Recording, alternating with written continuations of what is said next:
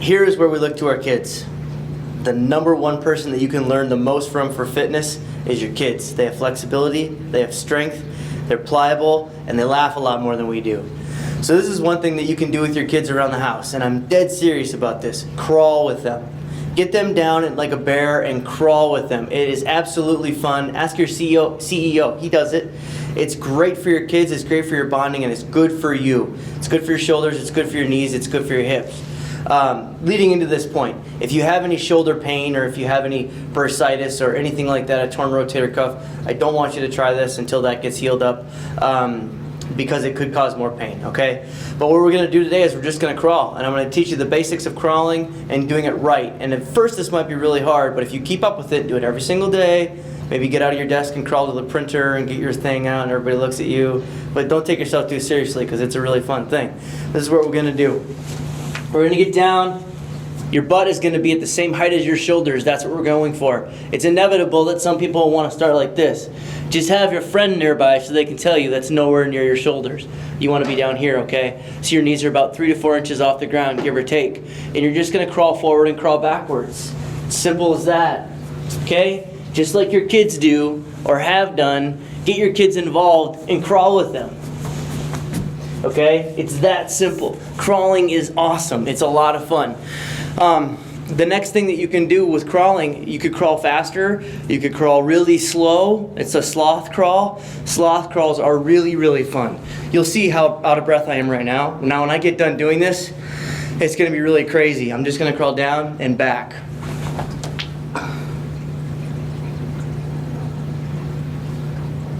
Totally engaged.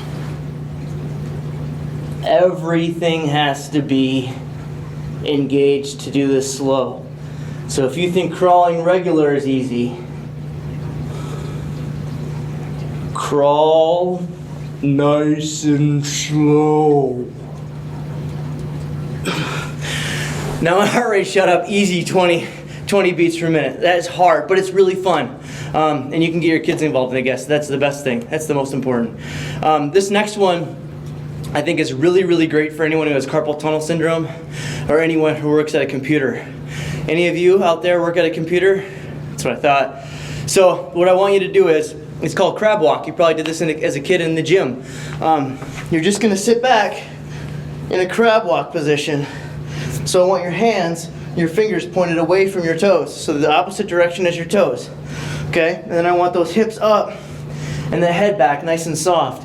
So you shouldn't feel any tension in your neck pulling forward or anything like that. Okay? We're keeping our head up, our shoulders back, our chest up, and again our core is engaged. And all we're going to do is rock. We're going to start with rocking. This is really great to open up the tendons in the elbow, the shoulder, and the wrist. So if you have that carpal tunnel, a lot of carpal tunnel comes from really tight muscles of the flexor and the extensors of the arm. So doing this. Factory workers get it a lot for that reason.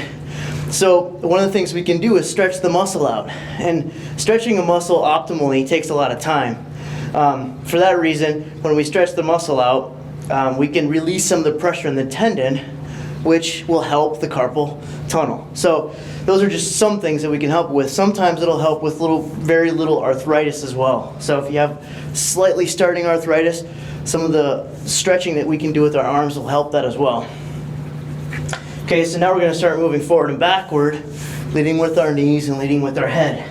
Again, we're going to keep that waist up, core engaged, rock nice and easy, get the shoulder mobility going.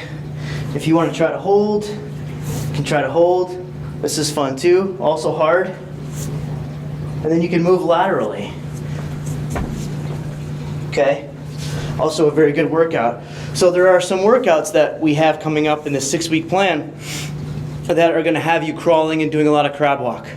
There's a ton of that in there because I really want you to open your shoulders and chest up at a desk, and I worked at one for 6 years, so I totally relate to everything that you may be going through with your shoulders, neck, and low back. Our shoulders come forward and we're working here all day. If we're on the phone, add this into it and we wonder why we get all these pains.